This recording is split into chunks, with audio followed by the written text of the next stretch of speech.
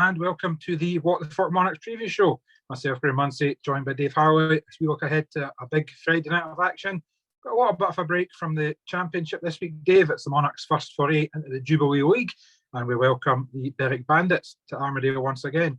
We'll hear from Josh Pickering of the Monarchs, Gary Flint, team boss for the Bandits, and we won't go too far into the distant past this time, Dave. Just back to the start of the season. April 15th, I think it was, heat number 9, and a cracking race between Paco, Castagna and Ricky Wells. Well, Dave, it's every week we've been talking about big match for the playoffs, big match for the playoffs, big match for the playoffs. We could take a wee break from that for the next couple of weeks as we look to the Jubilee League, as it's known, I guess, kind of more of an in-season replacement for the old Championship trophy, as it would have been called back in the day, or League Cup, or whatever guises, more names in the Scottish League Cup, that one for the football, isn't it? But it's another competition the Monarchs want to do well in, a chance of another final if they can come through the group stage, and a Berwick team that, yes, we'll maybe talk about your Pools, your Leicesters, your Glasgows when they come to visit, but I mean, if it wasn't for a Josh Pickering special on Heat 15 earlier in the season, Berwick would have taken at least a point, and probably a stronger looking outfit now than they were then. Definitely, in that match earlier in the season, Berwick were never more than 4 behind until Heat 13. You know, Heat 13 and 15, 5-1 is what took us to that 10-point win in the end. So yeah, they've got some guys that go well around Armadale, and they'll certainly be up for it. I mean, after they lost really heavily at Glasgow in their other Jubilee League match, so really, if they want to progress in this competition, they need to win on Friday night. So for Berwick, it's kind of a must win. But as you say, maybe a little bit less pressure on the Monarchs, but I'm sure they want to keep that home record we've now built up over the last few weeks, and keep that going, ready for when we get that league action back again. And as you say, you know, we've got 4 winnable matches over the next 2 weeks, which could put us into another final, and there'll be another event for us to go to. So it's always worth the Monarchs looking for silverware. So yeah. I love it, Dave. I love it. We've not had Heat 1 in our first match yet, and you've got us winning at Sheffield and Ashfield. Magic. I love it. But yeah, you know, it's a fun competition. I like the idea of it. You know, I always like the whatever guys it was under at the start of the season. You know, you get those regional matches, you get busy weekends. I like busy weekends. You know, Friday, Saturday this weekend, home and away. Friday, Sunday the following weekend, home and away. You know, not like yourself last week having to head off after a match to got an 8-hour drive all told, or whatever it is, down to Leicester, park up and, you know, organise hotels and that kind of stuff. It's always nice. And, you know, Berwick, though, you mentioned that defeat at Ashfield last Friday. I was at 65-25 in the end, but just a disastrous night for the Bandits. I mean, I think 5 of the 6, because we're already missing Jai Etheridge, weren't they?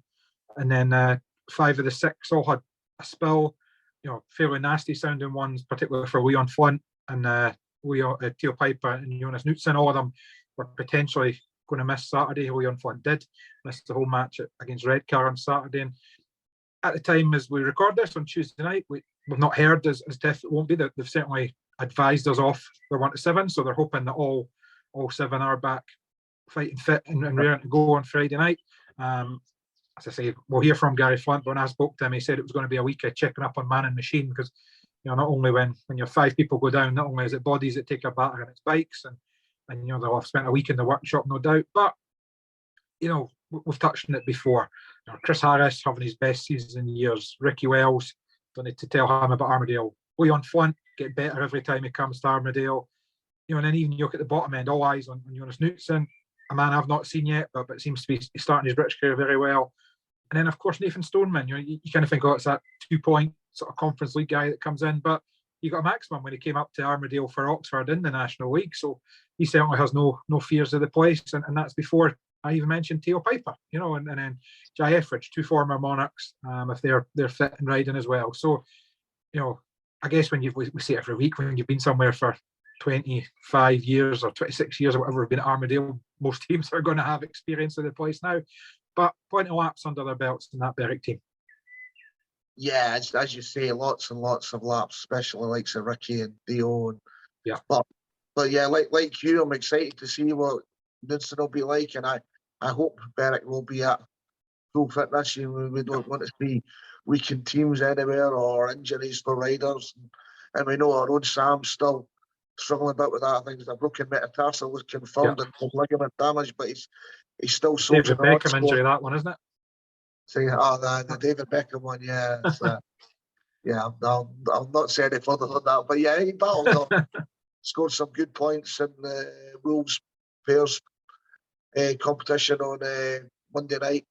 And we need him to be at our best because, as you say, particularly Chris Harris, he's been on it all season, but I think in the last month or so he's been even better. And he's coming back to some of the form we're talking about from when he was in the Grand Prix.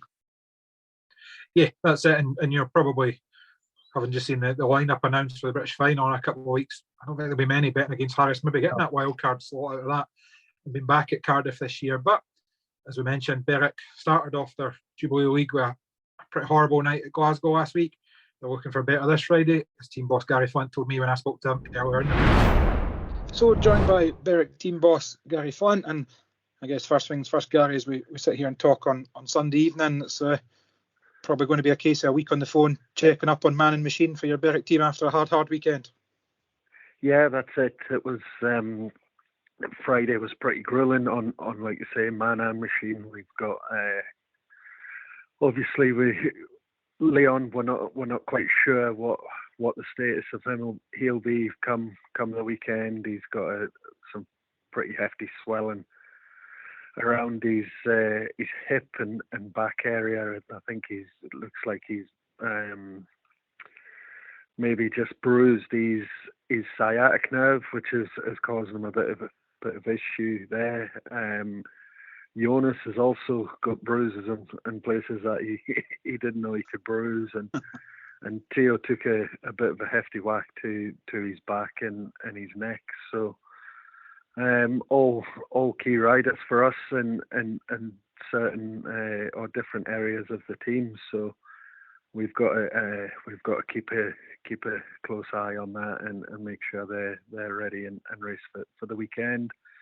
And also there's 5 bikes that need fixed. So it's going to be a fairly hefty week for them, that's for sure. Yeah, I guess the hard weekend, and of course there was the home defeat on Saturday, but everything starts afresh again on Friday. The Jubilee League, it's a short group, but it's a group stage. So the Glasgow match at Ashfield there, well, it was a heavy defeat. It still only counts as one defeat. Berwick still know if they can get away points on the board on Friday, then maintain a perfect home record in the 2 home matches, there's still a good chance of a final appearance. Yeah, that's it. It's like you say, start afresh, and I think the way Edinburgh and Paco have been going at home, it's going to be whoever gets the best points away that'll probably qualify. So obviously we've had a bit of a torrid time since we raced you guys last. I don't think we've won a match at home since. So it's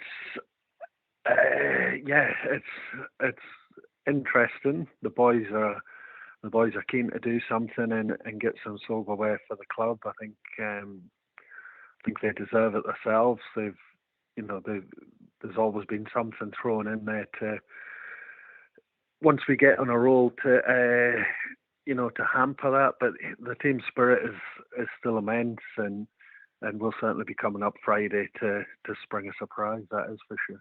And I guess that's the thing you've got to look at, isn't it? I mean, this will probably go out on Wednesday night. So by the time it goes out, only been 7 days since probably the best night of your season. Away to Oxford in front of the BSN cameras, and any kind of replica of that. Also knowing if you can make that final, it's back down at that. It's at Sheffield, isn't it? It's the pairs that are Oxford.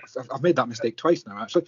But an even track for everyone. So yeah, while it was, I'm sure Sunday morning, this morning, or last night after that home defeat, you remember a bit down in the dumps, but you don't need to go that far back to look for better days.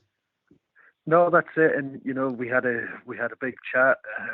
We called it honest hour after the meeting last night, and yeah, the boys got a few things off their chest and how they wanted their seasons to progress and things like that. So the feeling in the camp was still pretty good. And in truth, we probably lost Saturday night on Friday. It was a tough night, and boys' bikes being ripped apart and trying to make a good bike out of a wrecked one and a decent one. So yeah, they had a busy Saturday, and like I say, with so many riders taking bumps, and including Bomber as well. So yeah, it was just one of them. And as I said to them last night, I knew we were going to win Wednesday before the meeting. I could tell with their attitude on track walk and stuff like that. There was very few words said. They were very determined, and I said to the last night, I was like, that feeling we had on Wednesday, whatever it was that you got into, is to make you be like that. We need to do that everywhere for the rest of the season. Like I say, they deserve it for themselves. Our fans deserve something. So it'll be interesting.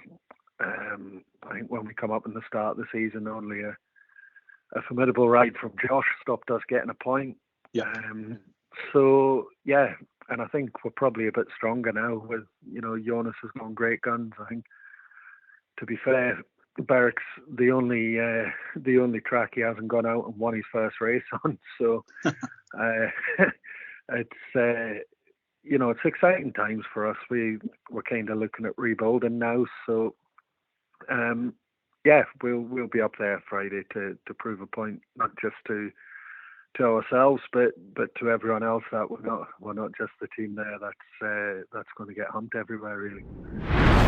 Flint's parting words there, Dave.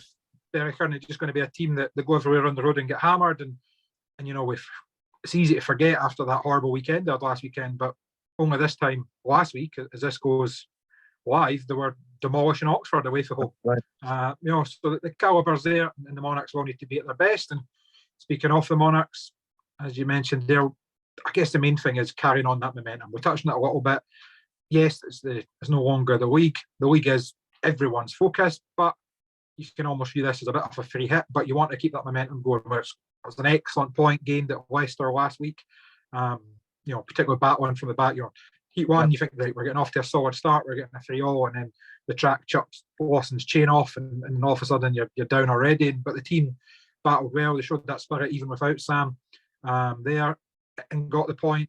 And that's something to build on. And hopefully, with a good weekend here starting on Friday night, and keep that momentum going. And we're sitting here midway through July, sort of sweating our tails off in the warmest day on record.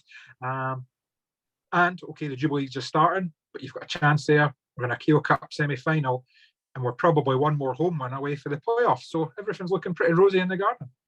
Yeah, it's looking great. And as you say, an absolutely fantastic point at Leicester last weekend. And who knows, with Sam Masters there at his best, we possibly could even get more of him, being a little bit greedy. But it's just good to see again that progression. Lassie Fredrickson and Jacob Hook in particular really, really picking up and starting to look like they can take the next step, because I think if one of them can really take that a step forward, then we're going to be real contenders, assuming we get to these playoffs in later stages. We've already got that semi-final against Redcar. Yep. Redcar now confirmed to look forward to, and yeah, I mean, Paco Castagna's getting loads of laps as well. I think he's got another guest in Birmingham, so guys are getting lots of track time, and we know Pico's flying. Everybody's desperate to watch him Rider of the Month and some channels. But it's all looking good for the Monarchs, and it'd be good to go on Friday night, go to Berwick on Saturday, and get ourselves head again before that doubleheader against Glasgow next weekend. Yeah, and that's been the poison thing for me in the last couple of weeks. Lassie, since he came back, okay, I think it was one very good home match, one not so good, but away from home as well. Scunthorpe got the Heat 15 nod, albeit obviously Sam had pulled out by that point, but some cracking racing. Even at Leicester, I don't think his score really showed how on the pace he was. And some of his later heats, he was holding good positions, and he passing and battling well. And of course, for me, the last 2 weeks, particularly that pool match at home, it's the best Jacob Hook's ever ridden for the Monarchs. And probably the week before, I thought it was the best he'd done, even though he only got 4, and he'd had 9s and 10s before. Yeah. And I think it was at 7+2 or 7+2 or 3. I think he got the last time out. And just gating well, riding aggressive. When I say aggressively, I don't mean hard. I just mean, attacking the track, holding position, passing, gating better.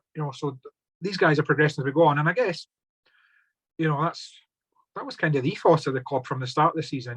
John and Alex were saying, just don't judge us in April and May, judge us in August, September, and everything's moving on. And when you've got that fourth, that spearhead, Sam and Josh, you're never going to be out any match because they can put you on 25, 30, 35 points even, with tactical rides and what have you, anywhere in the league, I guess. So, you know what?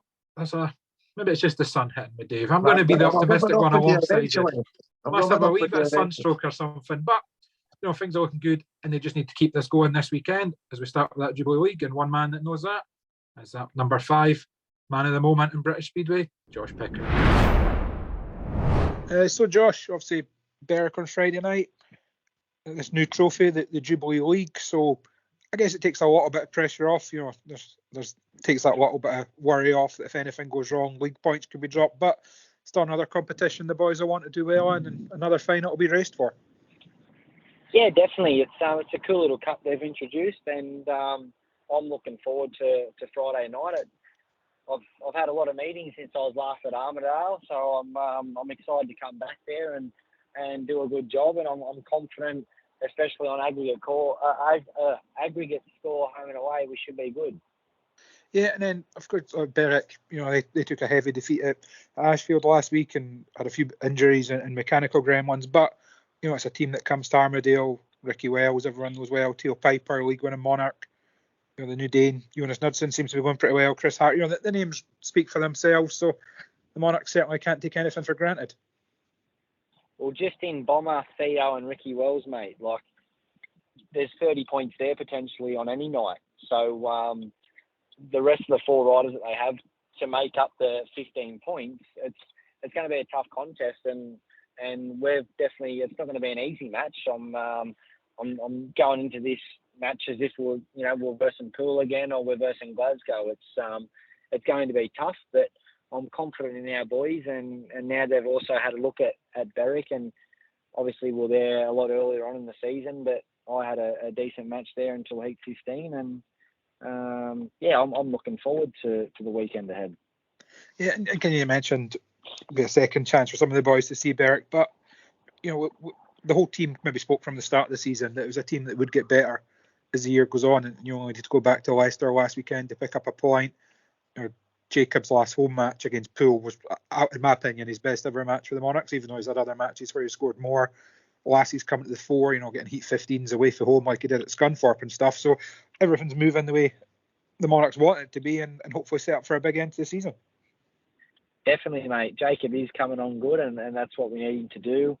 Kaisi had a consistent meeting. He got 4 seconds, but he's still, as long as we get, my opinion, mate, we need our second strings and Kai, especially, he needs to at least win 2 races a night. If my goal last year is what Kai's goal needs to be this year.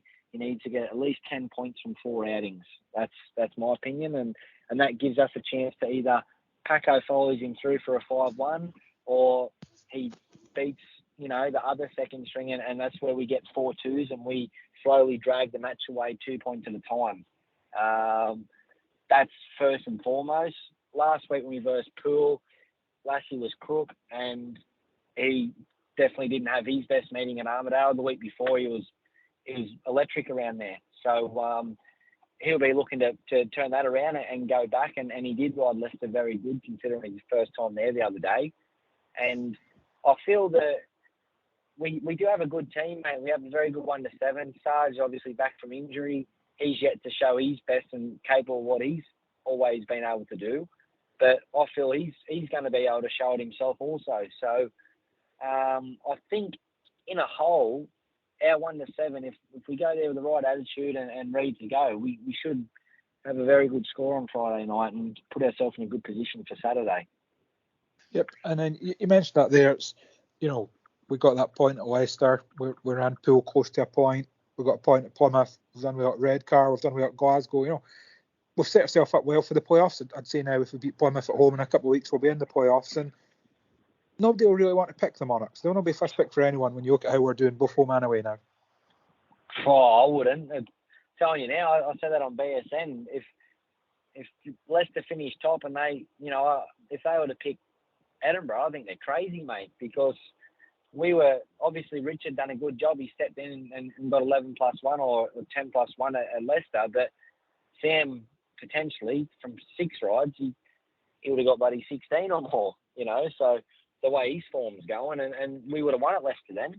So, and that's nothing against Richard, because he done his job perfectly and done what any number one is paid to do, but Sam's on that level at the moment that you can't replace him. And if we have that extra 4 points, it's an 8-point swing in the match, we win. So we win away and then we come home and we win again there. So I personally think, and the way I'm going about my days at the moment and feeling confident on the bike and in my own equipment and everything else in between, I know I'm going to go there and do my job, and the other boys, Kaiser, he's going to want to do his job also. So we've got a lot of riders within the team who just want to perform every time we get on the bike, and to have that edge over any other team is very important, and it's quite special to be a part of. So, Dave, Josh there, I don't know if, you know, the Aussies, you always think, oh, the Aussies are like this weather, that's what they used to. I don't think anyone likes when it hits 40 as it has down south, and some of the guys seem to be struggling in that pairs meeting at Wolverhampton on Monday. They didn't look over happy in the pits. But, you know, he'll be another key contributor on Friday night, as they all will. Another key contributor could be you, could be the fans. Dave, we always urge everyone to get themselves along. Cheer on the boys. There's no excuse this week. The sun's been out all week. Everyone will be ready to get along. Have a wee ice cream, have a wee beer, maybe, you know, if that's what takes your fancy on a Friday night. Enjoy Speedway. Tickets are available. edinburghmonarchs.co.uk. Click on the tickets link. If you can't make it along and you're maybe having a barbecue, you know, sit outside with a laptop or the iPad and get EMTV on the go. That's edinburghmonarchs.co.uk. Click on the EMTV link and you'll be able to watch the match on a live stream there. And of course, you can pay cash at the gate also. So if you don't fancy going online and doing any of that, just nip along on Friday. Gates open 6:30. Get yourself in and enjoy another bumper Friday night at Speedway. Definitely, yeah. No, Friday. What more do you want? Weather like this, sitting outside, a nice cold drink, or I don't know if they do ice creams at the T-Bar, but it'd be. Yeah. There could be a match there. I'll stand with a cool box and 24 pack of Soleros, Dave. That'll keep it going. That's right. Sounds good to me. I'm not sure I've done on the last on this day, but yeah. No, as we say every week, Friday night, Speedway night. So weather like this, Monarchs flying high. Bandits in town with a good team. It'll be a good match as it was in earlier in the season. As we've said already, it should be some cracking Speedway and I can't wait. Yep, I can't wait either. Starts a bumper weekend of Speedway. Obviously Friday night at Armadale. 7:30 tapes up. It's the Monarchs against the Bandits, and that's followed by a Northern Junior League match. I forget which one it is, Dave. I didn't write it down, but I know there is one on Friday, so you'll get an extra 6 heats of competitive action for your money. Then down at Berwick, down at Shieldfield on Saturday, 6:30 tapes up for the Bandits versus the Monarchs, and that's followed by National League action of Berwick versus Leicester. So I'm looking forward to 51 heats of Speedway, Dave, between Friday and Saturday night. That sounds pretty good to me. Yeah, definitely. It's the Angels against the Berwick Academy on Friday night. There we go. I think there was originally an NGL match on Saturday night as well, but that's obviously canned because of the double header. So, but yeah, what more do you want? What's it to make do with the 51 heats then, Dave? That'll do the job. 51, And then, obviously, before we go, we always like to finish up with a blast from the past. We said we're not going too far back, but it's 15th April this year. It's Paco Castagna and it's Ricky Wells. Good stuff. Keeping it level. Okay, it's going to be Ricky Wells coming from gate 1. It's got to be a danger man from there for sure. Kai Thompson's in gate 2. Jai Etheridge with his second on the trot is in gate 3. And Paco Castagna on gate 4. Kai was on the move there, I thought. And the Monarchs pair have done very well and got to the front. Paco leads and Kai looks as though he might get round Ricky Wells, but Ricky's good on that inside line. Wells through into second. Castagna blasting for home. Wells looks a bit quicker though. He loves coming off that bend there. Paco trying desperately to hold him out, and he's overslid there. But he's come bustling back. Just about level into the third corner. Terrific race. Castagna busting a gut again round the outside, and again he gets just ahead as they hit the final corner. What a cracker this is. Great race win for Paco Castagna. Now, Dave, as I said, 51 heats starting Friday at 7:30. If even half of them are as good as that one, we'll have had a rip-roaring weekend. Brilliant. Until then, thanks always for watching. We'll be back on Friday night with the focus. Until then, goodbye.